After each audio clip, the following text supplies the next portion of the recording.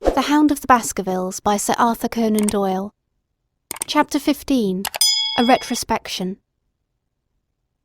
It was the end of November, and Holmes and I sat, upon a raw and foggy night, on either side of a blazing fire in our sitting room in Baker Street. Since the tragic upshot of our visit to Devonshire, he had been engaged in two affairs of the utmost importance, in the first of which he had exposed the atrocious conduct of Colonel Upward in connection with the famous card scandal of the Nonpareil Club, while in the second he had defended the unfortunate Madame Montpensier from the charge of murder which hung over her in connection with the death of her stepdaughter, Mademoiselle Carrère, the young lady who, as it will be remembered, was found 6 months later alive and married in New York. My friend was in excellent spirits over the success which had attended a succession of difficult and important cases, so that I was able to induce him to discuss the details of the Baskerville mystery.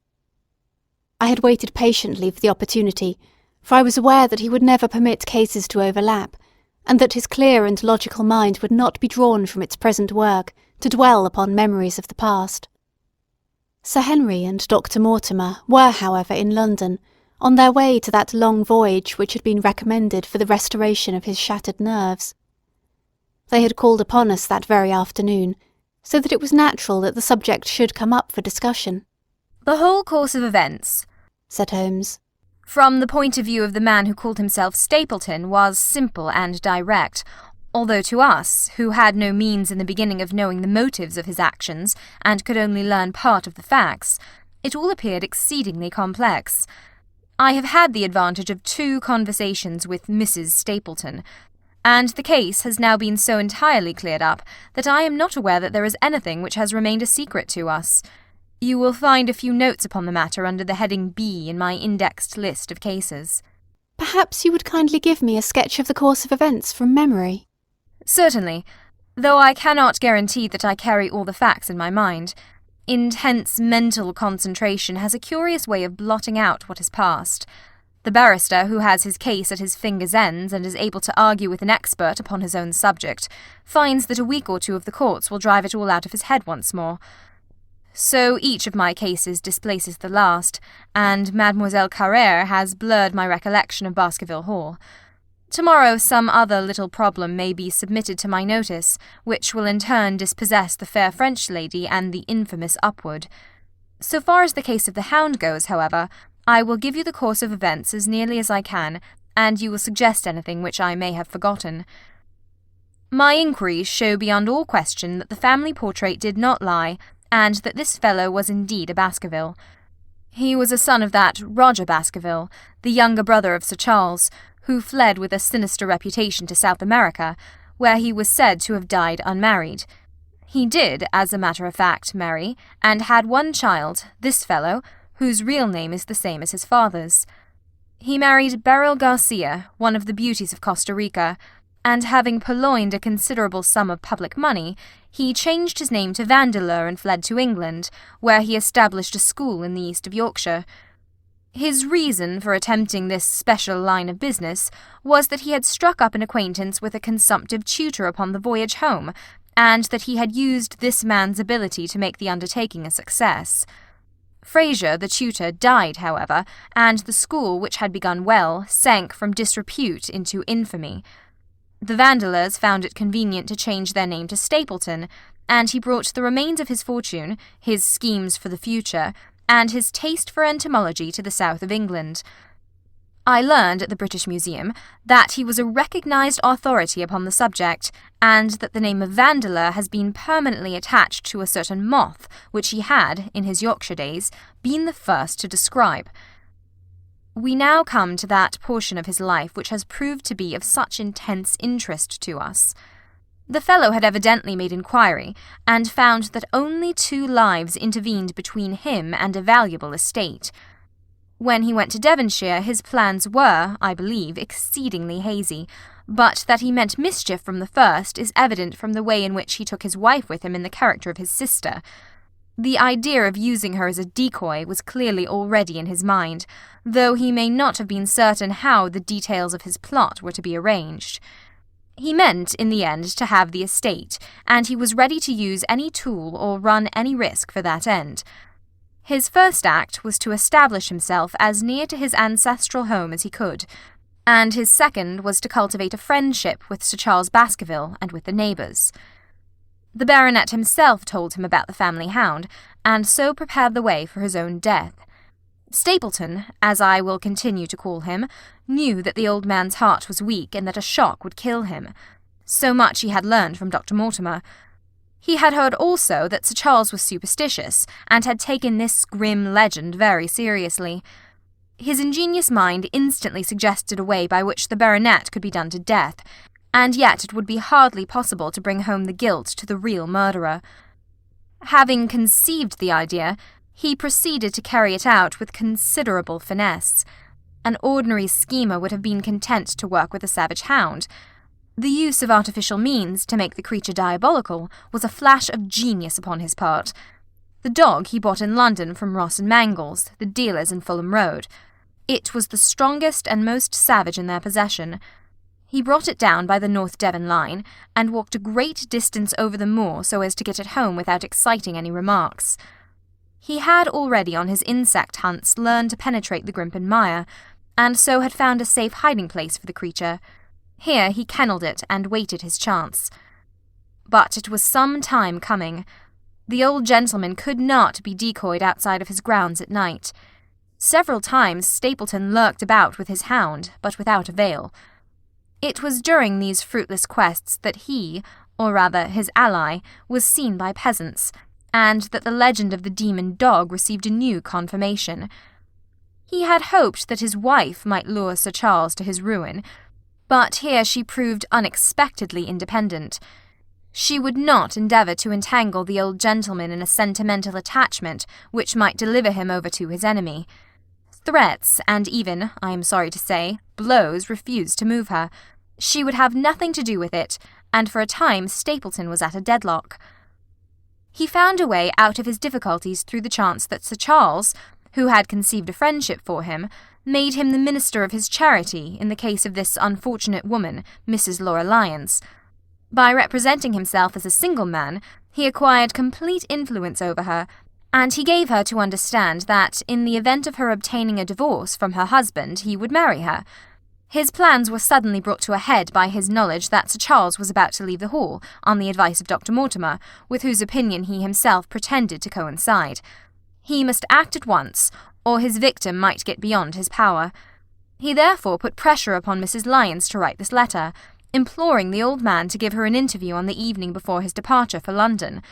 He then, by a specious argument, prevented her from going, and so had the chance for which he had waited. Driving back in the evening from Coombe Tracy, he was in time to get his hound, to treat it with his infernal paint, and to bring the beast round to the gate at which he had reason to expect that he would find the old gentleman waiting. The dog, incited by its master, sprang over the wicket-gate and pursued the unfortunate baronet, who fled screaming down the yew alley. In that gloomy tunnel it must indeed have been a dreadful sight to see that huge black creature, with its flaming jaws and blazing eyes, bounding after its victim. He fell dead at the end of the alley from heart disease and terror. The hound had kept upon the grassy border, while the baronet had run down the path, so that no track but the man's was visible.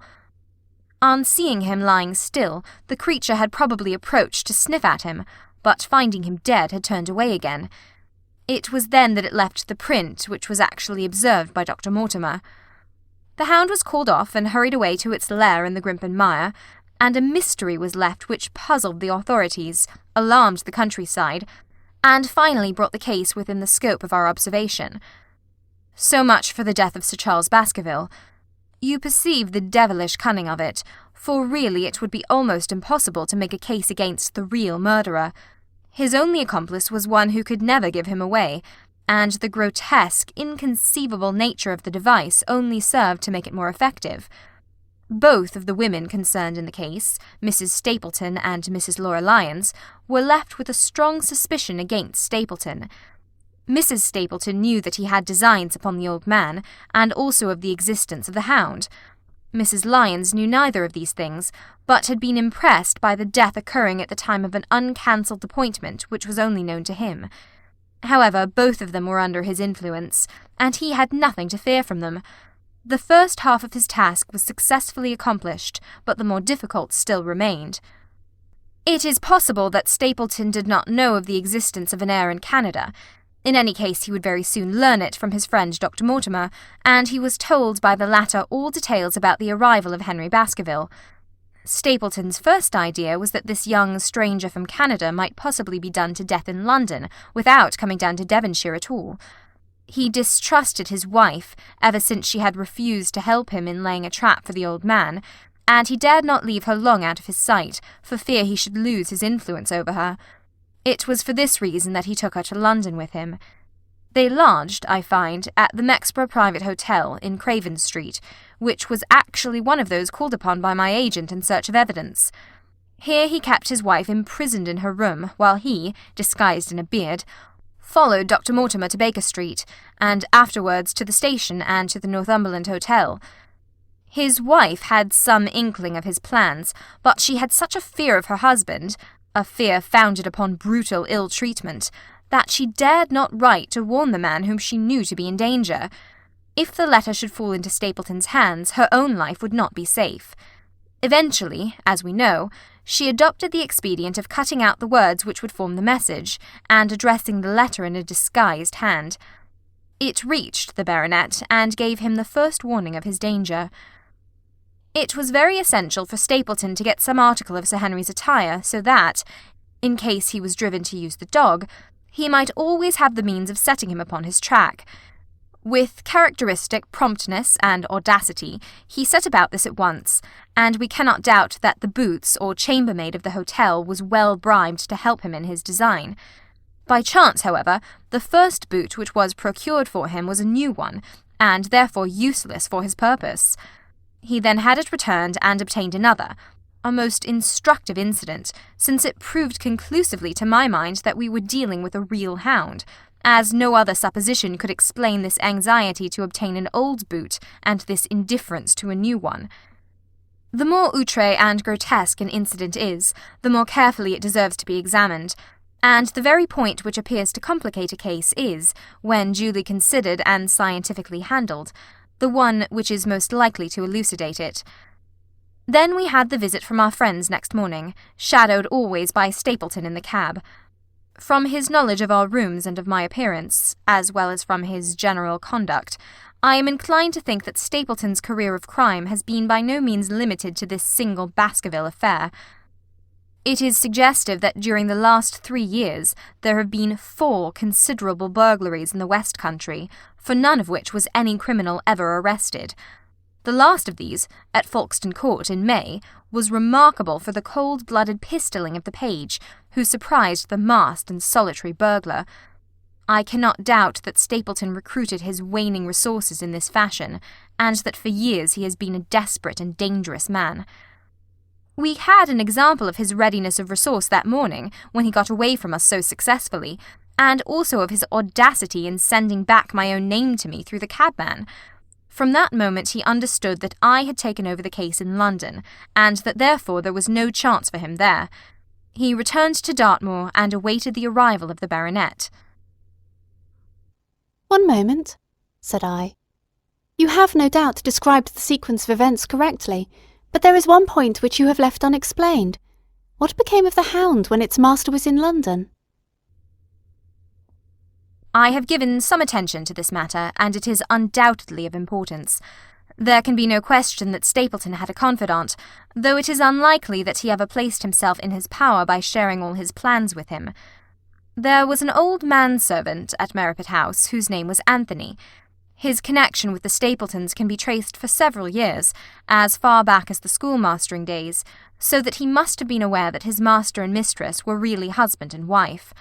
This man has disappeared and has escaped from the country. It is suggestive that Anthony is not a common name in England, while Antonio is so in all Spanish or Spanish-American countries. The man, like Mrs. Stapleton herself, spoke good English but with a curious lisping accent. I have myself seen this old man cross the Grimpen Mire by the path which Stapleton had marked out.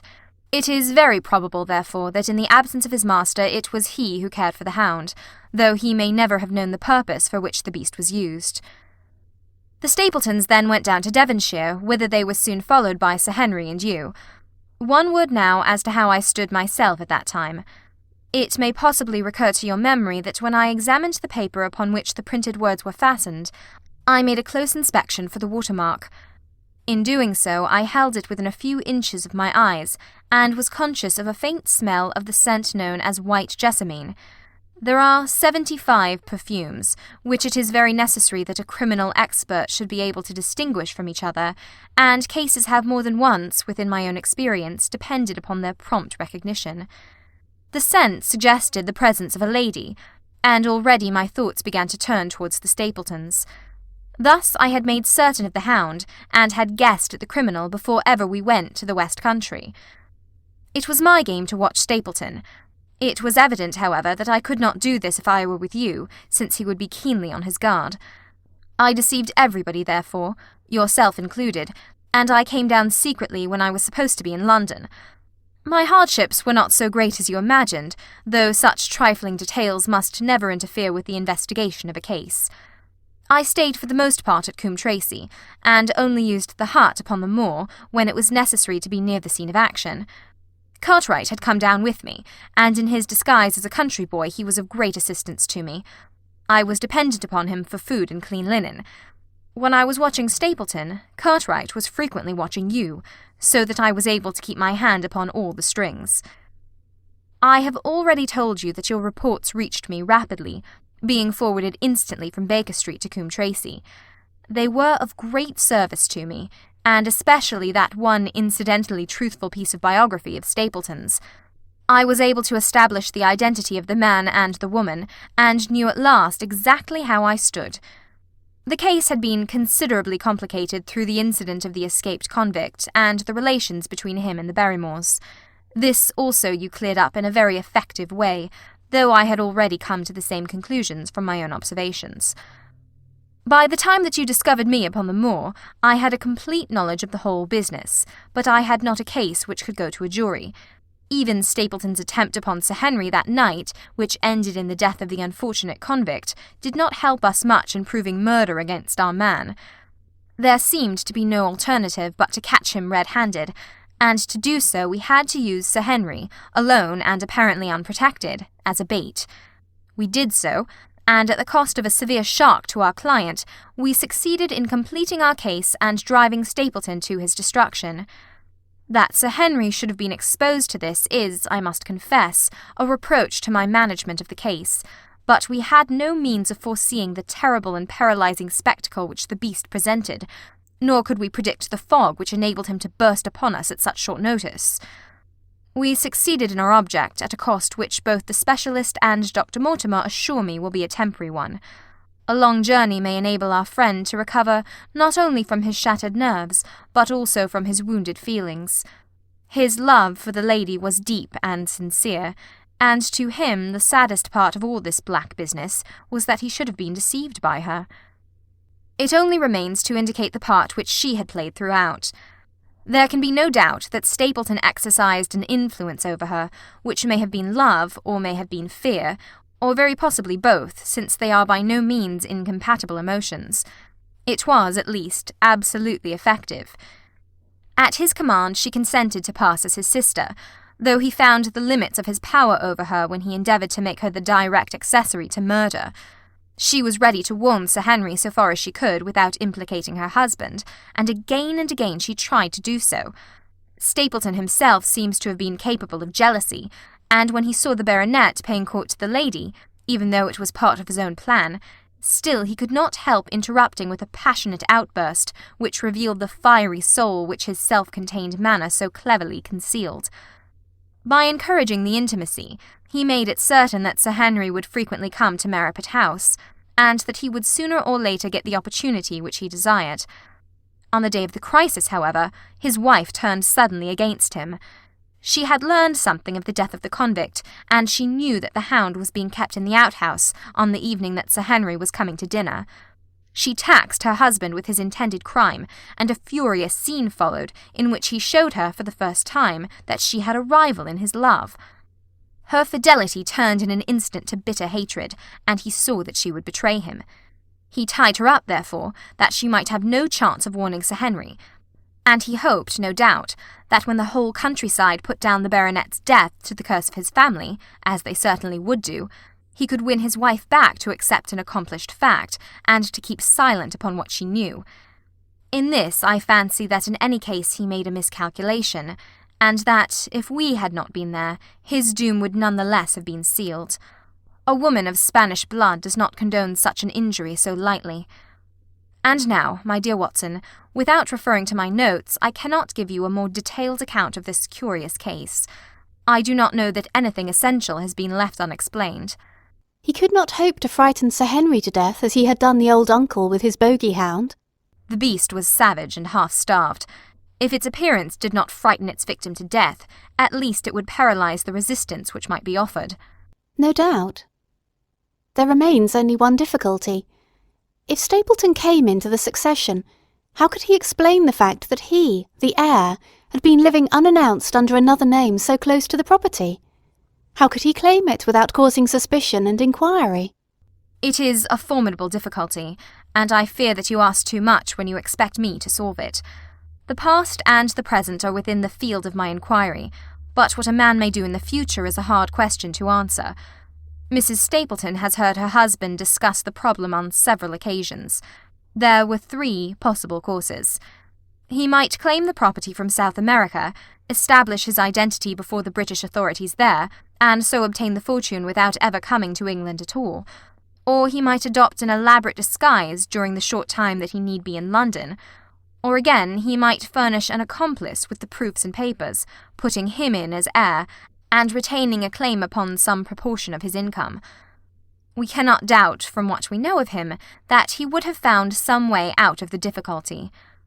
And now, my dear Watson, we have had some weeks of severe work, and for one evening, I think, we may turn our thoughts into more pleasant channels. I have a box for les Huguenots. Have you heard the Diresques? Might I trouble you, then, to be ready in half an hour, and we can stop at Marcini's for a little dinner on the way. End of chapter 15. End of The Hound of the Baskervilles by Sir Arthur Conan Doyle.